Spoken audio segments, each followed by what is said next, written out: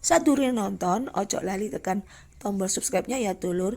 Bojone Ayah Puji Channel gratis tis. Assalamualaikum dulur kabeh, semangat pagi. Bagaimana ini guys, lemak di badan udah numpuk semua nih. Pasti kamu bilang solusinya ya harus olahraga. Selain mengatur pola makan ya kan. Omong-omong, hari ini aku mau berbagi pengalaman mengenai olahraga yang masih hit sampai sekarang. Yap, kamu benar, olahraga itu adalah bersepeda.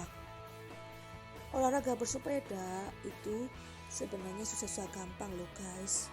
Kalau kamu dalam kondisi prima, kamu sudah terbiasa dengan trek yang panjang, semuanya akan baik-baik saja dan itu sangat menyenangkan. Tapi bagaimana kalau itu kamu sudah lama tidak bersepeda dan kamu termasuk kaum rebahan seperti aku ini?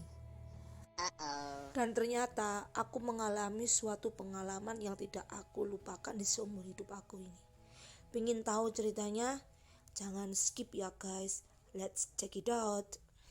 Ceritanya aku mendapat orderan online dan harus dikirim pada hari itu juga ke jasa pengiriman.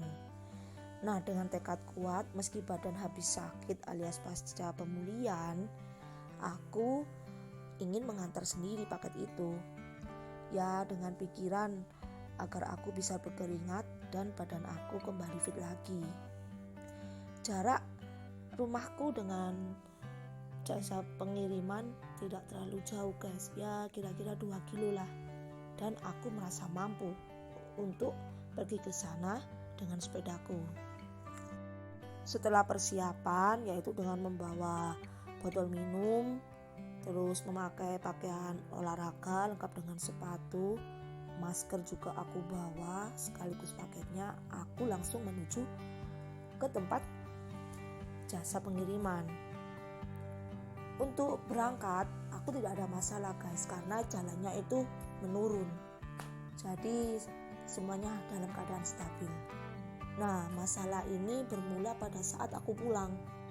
Logikanya kalau kita berangkat jalannya menurun, pasti pas arah balik jalan itu menanjak kan guys.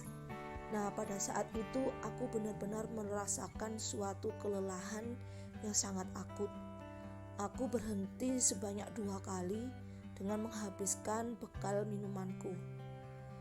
Perasaanku berdebar-debar, yang pasti jantungku, terus kakiku juga kram. Itu aku juga paham karena aku udah lama tidak mengayuh sepeda ini dengan jarak yang lumayan agak jauh. Biasanya kan cuma deket-deket saja. Lah ini sangat baru-baru terasa. Di situ badan aku sudah lemes sekali. Dengan tekad dan tenaga yang masih tersisa, akhirnya aku tetap mengayuh sepedaku pelan-pelan dan akhirnya aku menemukan suatu jalan menurun.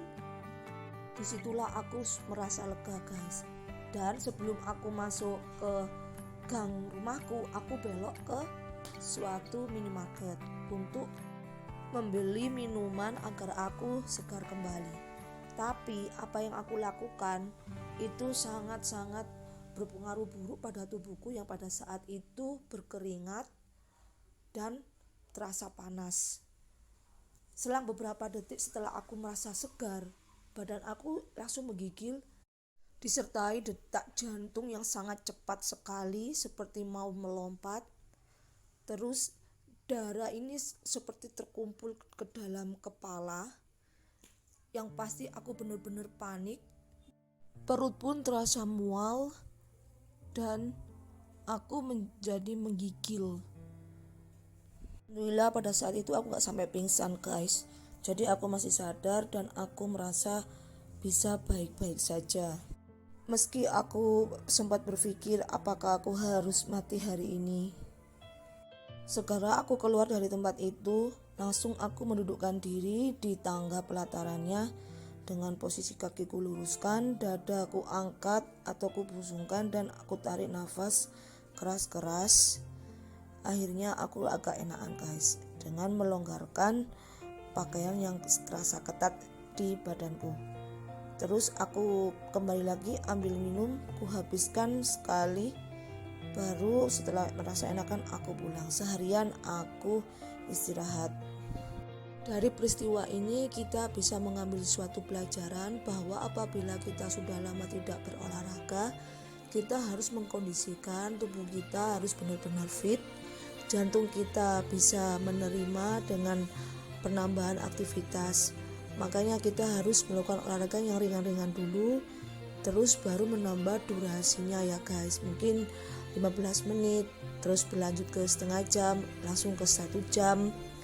Dan yang pasti pada saat berolahraga tidak disarankan untuk memakai masker, sebab masker bisa menghalangi jumlah asupan oksigen ke dalam tubuh kita. Hal itu bisa memicu suatu gejala hipoksia.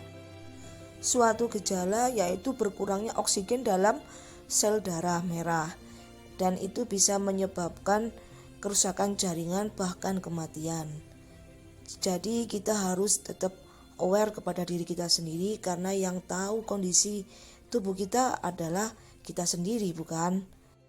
Jadi sampai di sini cerita hari ini ya guys. Semoga pengalamanku ini membawa manfaat dan pengetahuan di antara kalian. Sampai jumpa di konten berikutnya. Dadah.